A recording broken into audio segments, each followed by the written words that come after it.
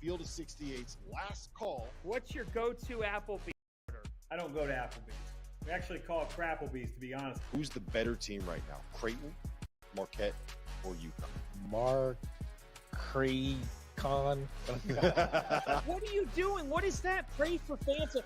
Oh, come on, Tang. Here we go. It's last call.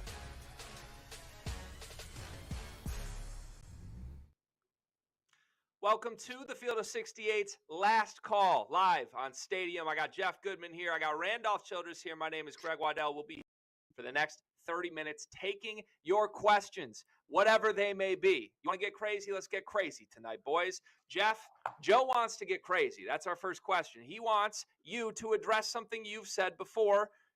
Does Indiana still have as much on-paper talent as UConn?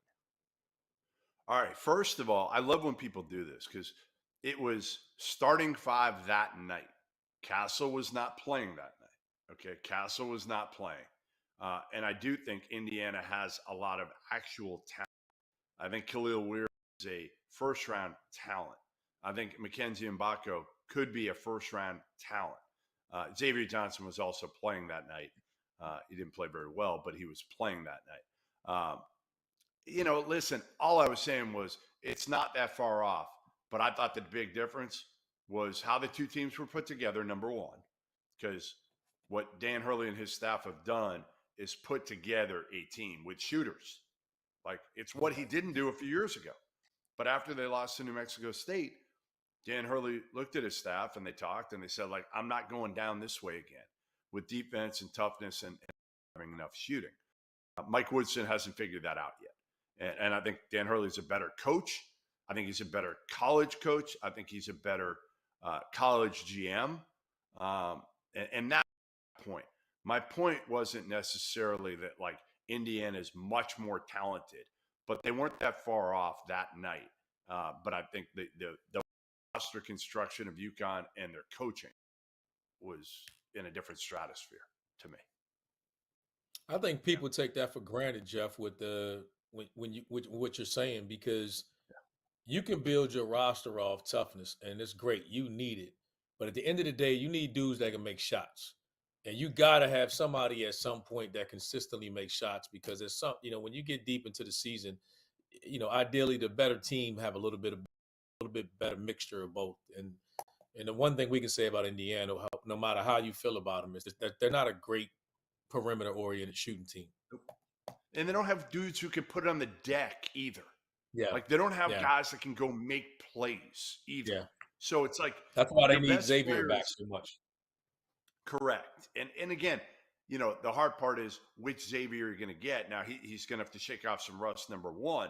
And even when he's healthy, it wasn't like Xavier Johnson was like some All-American. Now, 2 years ago in the Big Ten tournament, he looked like an All-American for a couple of games. But generally, Xavier Johnson's been kind of up and down. Yeah, one of those games was against Juwan Howard's Michigan Wolverines. So let's a little maize and blue ass on that one. All right, the question here from Barry. He says, why haven't we heard anyone talking about Jerome Tang? Is he just a one-season wonder? RC, is Jerome Tang a one-season wonder?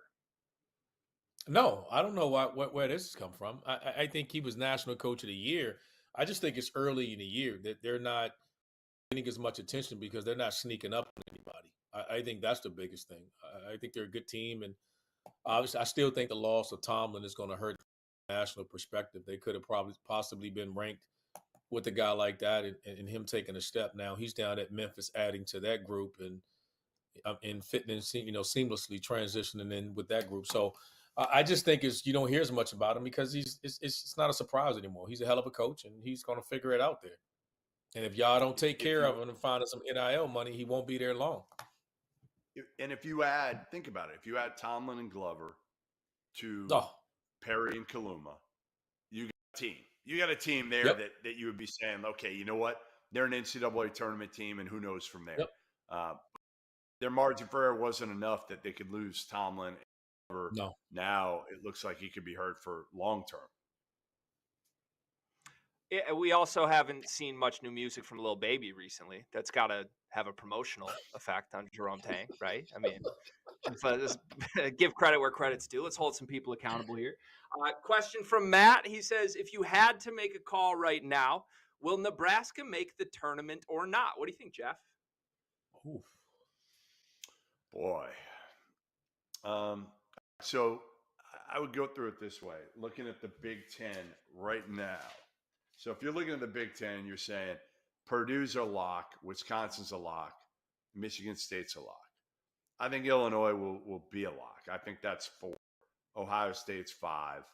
And then I think Nebraska right now is probably number 6. So, but they're fighting with the Iowas. Like they've got to finish in the top 6, maybe even the top 5 in the Big Ten, which they should be able to. Like, I would say yes. I'll go with Nebraska making the NCAA tournament this year, which is amazing because Hoiberg was basically done, if not for restructuring his contract and having the huge buyout. Hoiberg probably would be gone, which, again, I know RC talked about this in the Field of 68 After Dark show. Great dude. I think we all root for Fred Hoiberg. And it's a hard job, but he was really bad for a few years at Nebraska. There's no sugarcoating it. Like, it was not like Iowa State Fred Hoiberg. Like, it was really bad. And I don't know if it was partially his staff, some of the players he got, or just, again, at Iowa State, he hit it at the right time in the portal. He was a man kind of ahead of his time, where now you're at Nebraska. Nobody cares what you did at Iowa State getting and being successful with training. It doesn't matter now. RC? I do. I think they're a tournament team because I think I'm not as sold yet with Michigan State being all the way back. And I said this to you guys again. They're a team, and I've said this a million times. RC, they're back. No, you don't get one game, Jeff. How are they back?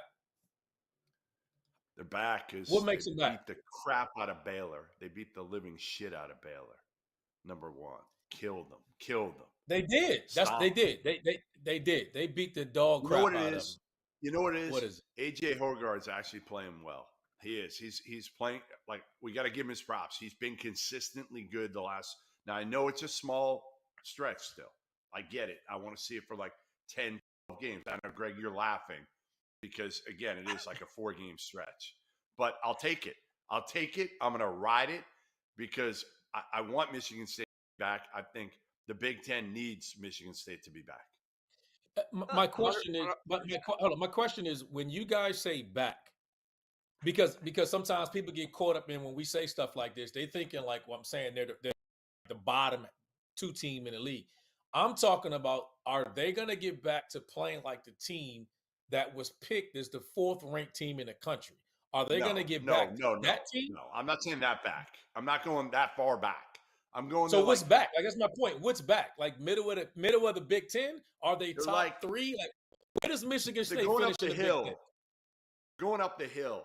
They got all the way up the hill yet. They're like stopped like halfway up. You the hill. just They're said they back all the way. Come on, Greg. Get him, Greg. I'll answer for Jeff. Back just means like mediocre regular season team that might make a second as Mr. March. That's what back means for Michigan State. This team, we never should have had this team top 5. Not with this roster. And to your point, Jeff, AJ Hoggard is playing great right now. The whole thing with AJ Hoggard is that when he plays for 2 weeks straight, what's coming next? We've seen this for 3.5 years. Like, this is who this guy is. The whole reason it took him a month and a half to be quote unquote back is because he was a disaster. Izzo had to bench him, and give him credit. He pulled the right card. Right? Like, AJ clearly got his head out of his you-know-what and is playing better basketball. But anytime you feel comfortable saying out loud that AJ Hoggard's playing well is the moment it falls apart. It is what it is. And we talked about Michigan State too. Let's cheer Jeremy, that Jeremy Fears continues to heal and get healthy as well. Absolutely. It's a massive needle moving piece for that team. He was really starting to come on too. He had 10 assists his final game. His future will be. Can we show some bright. When we come back, Greg? When we come back from break, can we show some good video of the greatest shooter in Wake Forest history, please? Of course we can. That will be next What a tease from the one and only Jeff Goodman here on Last Call on the field of 68 After Dark. That's coming up.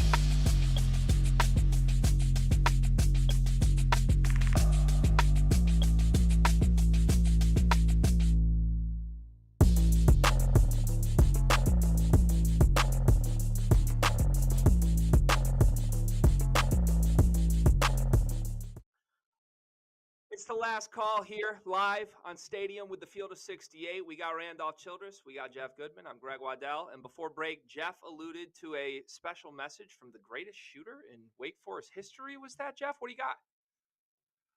Yeah, let's just roll the tape. I mean, I don't think I need to really set this up a whole lot. Let's just roll the film so we can see the greatest shooter in Wake Forest, three-point shooter in Wake Forest history. Here he is. I think he's 7 3-pointers ahead of me in the record. No, is that right? Right. And I said, you should be thanking Duke because I broke my jaw and I missed 8 games. I remember Chill, that. I chill. remember that. It's mine, man. You know it too. Big Western going. Carolina head coach Justin Gray, also known as the greatest three-point shooter in the history of Wake Forest. No cap. JJ is the best shooter ever. All right, there he was. Wake Forest legend, Justin Gray. I didn't talk about Jay Gray. You mean Justin Gray Jr. Justin Gray Jr., I'll concede it all. Justin Gray Jr. He shoots better than his dad, shoots better than me. I'll concede that. You know, I'm going to concede. How about this? I'm looking at the numbers here because I was curious to see here. Randolph Childress, career three-pointers made, 329. Justin Gray, number 2, 319. He almost got you. How worried were you? How scared were you that Justin was going to? You know what? I never knew. I never knew. Really? I never knew what the record was in the beginning. I didn't. It wasn't as if I was following it and I found out at some point. The only thing I remembered about the ACC historically was my high school coach. When I finished, I was in the top 5, and my high school coach, Stu Vetter, had coached myself, Dennis Scott, and Curtis in high school. And he had coached 3 of the top 5 guys that had ranked historically in the ACC. Now, obviously, that number's changed, and it'll continue to change. But I didn't know anything about where he ranked historically, the numbers and whatnot. It never dawned on me until I was done playing and he was done playing. Right now, go ahead. I want five shots, top of the key right now, RC. You, Justin Gray. What are you making? What's he making? I'm gonna get you 4. I'm gonna get you 4 to 5 at least that. I'll do at least that. 4 to 5. I can still do that. I can still shoot it. There's no question I can still shoot it. I can do that. Okay. JG's hitting 5 though, right? I mean, that's the rumor. Kind of sounds like you're relinquishing this. That's the rumor. But like I said, we're talking, what's the range? What's the range we going? I off the dribble a little bit too. See, I look at it differently than everybody else. Just catch shooting off the 3, all that kind of. I'm gonna talk to Jake Gray about that. Let him celebrate his win tonight. He doesn't need this kind of stress. Hell of a year he's having. I'm so proud of that dude. I don't know what to say about him, but no, he's It's all love, man. If somebody really believes he's better than me, I'm cool with it. That's my guy. He's got a dude right, there, by the way. He's He's got a good player there. Montarius does. Woolbright. That's why I went does. down there. Part of the reason to see them play Citadel here in Charleston. And that dude's averaging, coming to the game, 21, 12, and 5. Like, those are like ridiculous numbers. And watching him in person, it's interesting how he uses them, because it's like a 6'6" combo guard, wing, whatever you want to call him. And he's big and strong, not a great shooter. Probably makes 33% from three, but like, he backs them down and he passes it so well out of the double, and they've got shooters around him. When they're making shots, he's going to get 5 assists a game, and he rebounds at such a high level, and he's really, really crafty around the basket. Not like an explosive athlete, but he finishes off well, uses angle, takes advantage of mismatches. He's really, really good. He's fun to watch. Their team is fun to watch. I'm hoping they can close it out, man. That SoCon final is going to be tough. Coming out of that one big league, with UNCG, will Furman ever get healthy, it's going to be tough. Nearly a triple-double tonight, right, Jeff, for Woolbright? What did he finish with, like 22, 7, I believe? Crazy. And it was quiet. I tweeted it. It legitimately was quiet, where you're like, how the hell did he get 15 rebounds like this? An assist, but again, like, he just touches the ball so often, but it's not like he dominates the ball. It's not like he's over dribbling every possession. He's fun to watch, and he plays with a lot of shit to his game. Yeah, well, shout out Montarius Woolbright, shout out Justin Gray and Western Carolina. Let's get back to the chat questions. We'll take a couple before break here quickly. This is from Big Ten Guy. He has a question for me. He wants my latest takes on Michigan. Could they lose to Minnesota? They could lose to Minnesota. They could lose to anyone right now. This program is in complete disarray. And I will do my part as a fan going to the game in Ann Arbor tomorrow night to pay my respects to what could be the end of the Michigan basketball Juwan Howard era tomorrow night, Jeff. That's what I'm thinking I could see tomorrow night. What do you mean tomorrow? Jeff. You think he's going to be fired after it? I think a needle-moving thing could happen after tomorrow night's game. That's what I think could happen. Wow. No way. That's a little strong. Greg, let me ask you this. Yeah, Greg, let me ask you this. In your Big Ten, give me how many you think they get, first of all, and who gets those bids, in your opinion? I think it's going to be 6. I think there's 4 locks. I think Illinois, Wisconsin, Purdue, Ohio State are guarantees at this point, barring a shocker. I think Michigan State will get there, even though there will be some ups and downs. And then I think there's going to be one surprise, whether it's Nebraska, honestly, I could see Northwestern. I know they got destroyed against Illinois, but they made it last year. Boo Buie needs to be the superstar he's capable of being, but they're going to win games in Big Ten play. They really are, just because they have a star.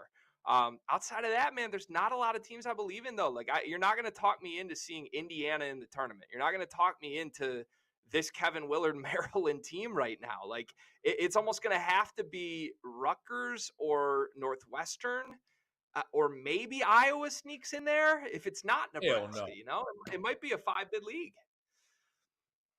I mean, they're going to get 6. They're going to get 6. Nebraska will be good enough. Barring an injury here, I think they'll be the 6th team. But again, Northwestern's the one because of Boo Buie.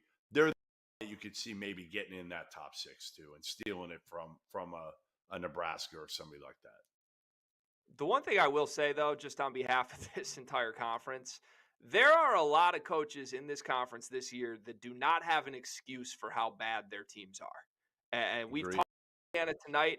Mike Woodson has talent on that team. Juwan Howard has talent on this Michigan team.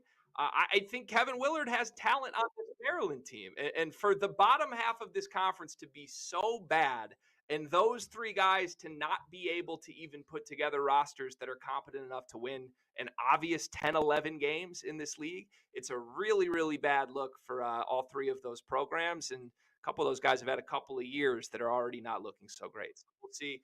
Coming up, we're going to take more questions in the third and final period of the last call here, the Field of 68 After Dark crew. We're coming up next.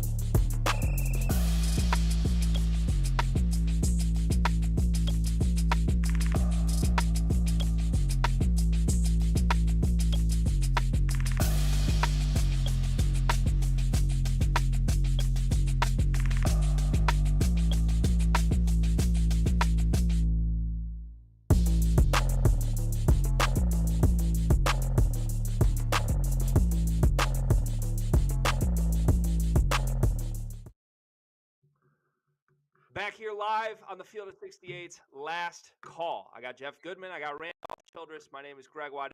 We're taking your questions. We got 10 minutes left in the show. Hit us with everything you got. This one is coming from, quote unquote, the entire chat. I have a feeling that might just be Rob Doster himself. He says, Michigan State's backcourt is better than Marquette's. Since when, Greg? Well, I'll say this. In a one-game setting, one side doesn't want to see the other side. I believe that strongly after the way last season ended. Like, I know Marquette's backcourt is very, very good. You can't tell me that Tyler Kolek and Cam Jones want to see A.J. Hoggard and Tyson Walker in a single elimination setting. I don't buy that. Over the course of the year, yeah, Marquette's backcourt looks a lot better right now. In March, hell no. Is that too crazy, Jeff? I mean, I hear you. I hear you because obviously there's that, history. But I'm still taking, Tyler Kolek and Cam Jones every day and twice on Sunday over Michigan State's backcourt. I love Tyson Walker. RC? I don't think it's much of a conversation because I think Marquette's backcourt is just more. It's just more consistent, and you can pick one game, but when that one game you pick, you can't say, "Oh, give me Michigan State guards, but they're at their best."